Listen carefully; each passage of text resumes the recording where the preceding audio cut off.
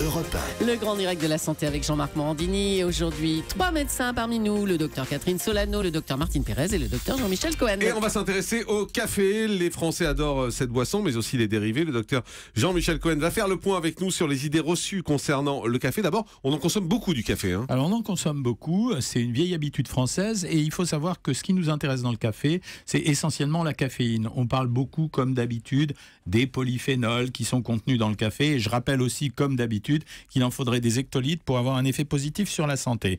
Le café, la problématique aujourd'hui, c'est que cette caféine, on la trouve plus seulement dans le café, on la trouve bien entendu dans le thé, mais on la trouve également dans le chocolat et la consommation accrue du chocolat par les Français depuis des années et des années fait que finalement, quand on comptabilise la dose de caféine qu'on consomme, on est non seulement obligé de regarder le café, mais également obligé de regarder ce qu'on consomme, et à la fois comme chocolat, et à la fois comme produit contenant le chocolat, mais aussi désormais comme un additif. Exemple, vous avez les colas dans lesquels vous trouvez de la caféine, mais également des chewing-gums dans lesquels vous trouvez de la caféine, des sucettes, etc., etc. Alors, est-ce qu'il présente un risque pour la santé? À dire vrai, ce qu'on sait sur le café, c'est qu'il y a des aspects positifs et négatifs. Dans les deux cas de figure, les études sont jamais très claires.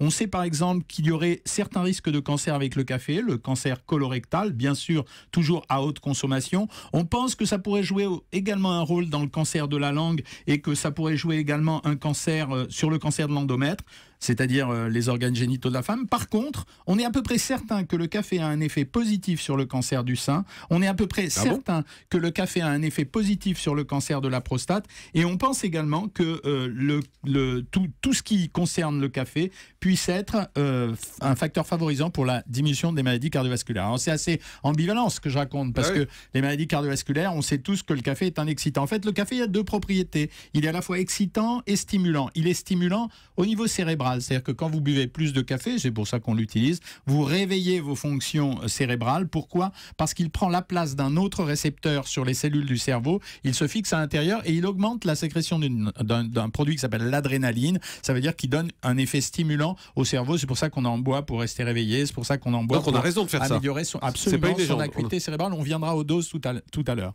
Il a un deuxième effet, c'est les doses neuromusculaires. C'est-à-dire, par contre, il peut amplifier également l'excitation musculaire. Donc quand vous buvez du café, vous allez être un peu plus surexcité, vos muscles vont fonctionner un peu plus vite, et de la même façon qu'il agit sur le muscle, il agit également sur le cœur, puisque le cœur est un muscle, et il va donner une petite excitation cardiaque. Alors on va lister les différentes sortes de café qu'on peut trouver, mais auparavant juste un mot, parce que il y a des boissons, je pense au Red Bull en particulier, qui sont pleines de caféine. C'est bien ou pas d'en boire? Alors c'est tout le seul intérêt du Red Bull, c'était qu'il a vendu la taurine comme un élément fondamental de sa composition. En réalité, c'est la caféine qui est à l'intérieur, puisque la taurine a été considérée comme relativement inoffensive. Donc j'ai souvent dit que le Red Bull n'était qu'un gros café sucré, et donc c'est pour ça que les gens qui boivent beaucoup en boîte de nuit s'en servent, parce que le café les réveille, et le fait qu'il y ait du sucre, ça nourrit un petit peu avec de la flotte la déshydratation qui intervient dans la soirée. Donc on peut en boire, il n'y a pas de souci. On peut en boire, bien sûr, si on augmente la consommation, bien sûr, on va retomber dans les excès négatifs du café. Mais une fois, c'est pas gênant. Absolument. Avant une grande émission en direct ce soir, par exemple, je peux boire mon Red Bull Light ce soir. Mais sur Crime, oui, bien sûr, il faut que vous soyez en forme. Très bien, Red Bull Light. Les différentes sortes de café. Le café espresso. Alors le café espresso, alors il y a deux types de café espresso, celui qu'on fait au percolateur. Alors quand il est fait au percolateur, on a environ 130 à 140 mg par tasse. On a environ 100 à 110 mg par tasse. Quand il est fait avec les nouvelles capsules, on a 70 à 80 mg par tasse. Il en a un petit peu moins, simplement parce que la capsule contient moins de café. Et d'ailleurs, j'en profite pour dire que l'aspect moussant qu'on a dans ces petites capsules est lié simplement au fait qu'à l'intérieur de la capsule, il y a un agent saponifiant, en quelque sorte un savon, c'est ce qui donne l'effet moussant et qui nous fait... Mais si. Et c'est ce qui donne l'effet moussant. Mais je rassure tout le monde, ça n'a aucun caractère négatif. Quoi, mais la mousse du café, c'est du savon? Après, vous croyez que c'est comparable au percolateur, la petite machine que vous avez? Oui, c'est des agents saponifiants, ça veut dire que ça donne un effet mousseux au produit, ce qui nous permet d'avoir le sentiment que c'est un café de cafetier, alors que mais vous cassez un mythe là? Café. Non, je casse pas un mythe, je dis une vérité. C'est le café de Clounet là, celui-là?